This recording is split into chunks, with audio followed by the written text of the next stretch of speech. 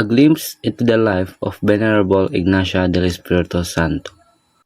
Humble servanthood is an invitation to be transformed. It is a call of faithful service to share God's redeeming love with one heart, one mind, one soul, and one student at a time. We journey our transformation with the Venerable's guiding presence all the way. The birth of a humble servant.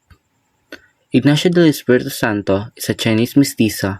His father was Giuseppe Yuko from Amoy, China, and her mother was Hieronima Anindia from Binondo, Manila. The Philippines was almost a century-old Spanish colony when Mother Foundress was born. The social milieu pervading at that time was that of racial prejudice and discrimination among the natives whose conversions to the Catholicism has hardly begun. Ignacio was baptized on March 4, 1663 at the Church of the Holy King of Parian by a Dominican missionary, Father Alberto Collares. It was customary among pious parents of that time to give their children devotional names at baptism, so Del Espiritu Santo truly became real in life when she exemplified a life of prayer, discernment, and Holy Spirit-driven actions and decisions. She was reared by loving and affluent parents. As a child, she could have everything she had wanted, especially education. But women during her time were not given equal opportunity as persons to improve their social standing. However, that situation did not hinder her from obtaining an education which gave her lifelong lessons. Her home became her school, and her parents were her teachers. She was taught by them through good examples. She had her share of work both in their house and business. There was no idle moment for her. She imbibed her father's hard work, humility, patience, and endurance, along with her mother's strong faith in God, courage, and simplicity. Ignacia grew up as a young lady imbued by the values of her parents. Her love of God was nurtured through prayers, receiving the sacrament, and devotion to the Blessed Mother and the saints. The road to holiness. She was living a comfortable life. When she reached the age of 21, her parents wanted her to marry a good young man of their choice. At this stage of her life, she prayed to God, invoking the Holy Spirit to guide her to path she should tread. Her decision was not done in haste. In prayer and solitude, she went on a retreat with the guidance of Father Paul Kane, a Jesuit priest. From this, she resolved to live by the sweat of her brow, despite the fact that she still had parents who could support her. She courageously told her parents of her decision to live a life in service to the Lord. She broke the custom observed by the women of her time, which was just to get married and stay at home. In 1684, she started to live a solitary life, which attracted other young women, and this started the foundation of the group known as Beatas. They live an exemplary life of prayer, penance, and devotion to the service of God as a community of religious women.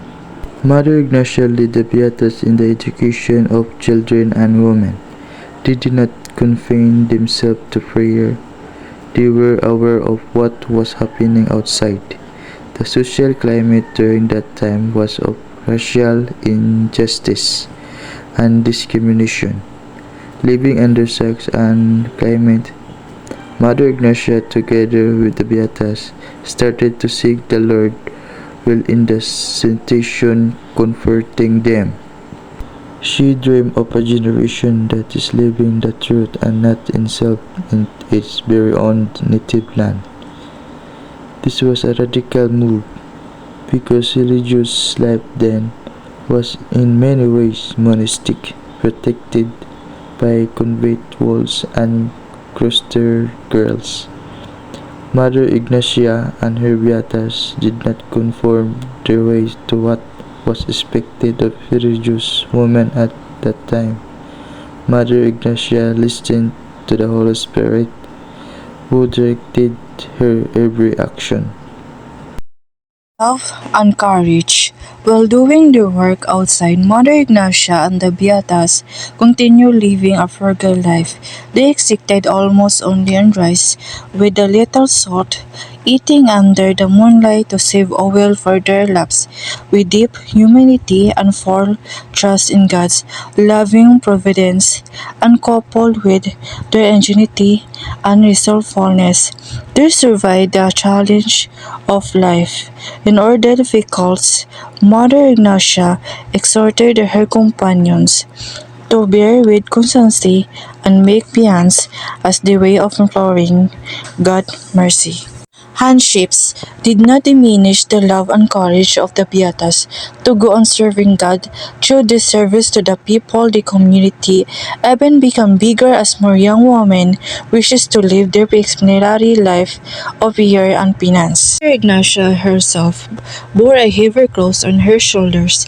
Sometimes she was prostrated on the ground for others to step on her. She extended her arms in the form of a cross.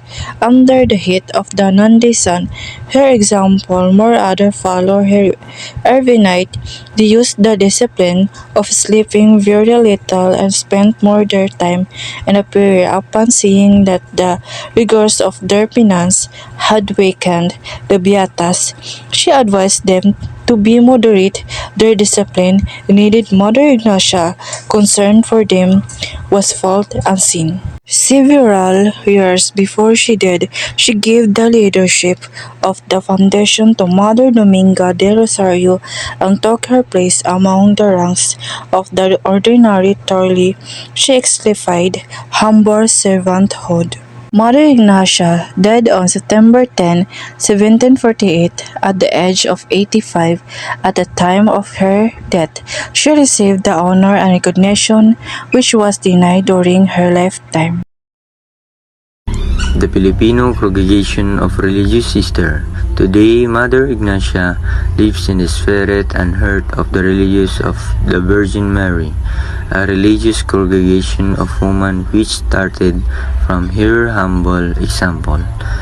The sisters are actively participating in the God's missions of the proclaiming the good news through various apostolates, educations, pastoral and social ministry, retreat, movements, seminary, and dominatory apostolates in the Philippines, and Foreign Mission General for Renew and on December 8, 1983, were to the Superior General. The present flourishing state of the congregation of the religious of the Virgin Mary not only testifies of God's blessings to your institute, it is also giving witness to a truly religious life, as well as fulfilling service to the church intended by Mother Ignacia. Now her life is a source of inspiration to all people who have shared and continue to share in her charism and religion of the Virgin Mary, and the people who lives they touch. She is truly the light, the illuminus, our way, the way which leads to God.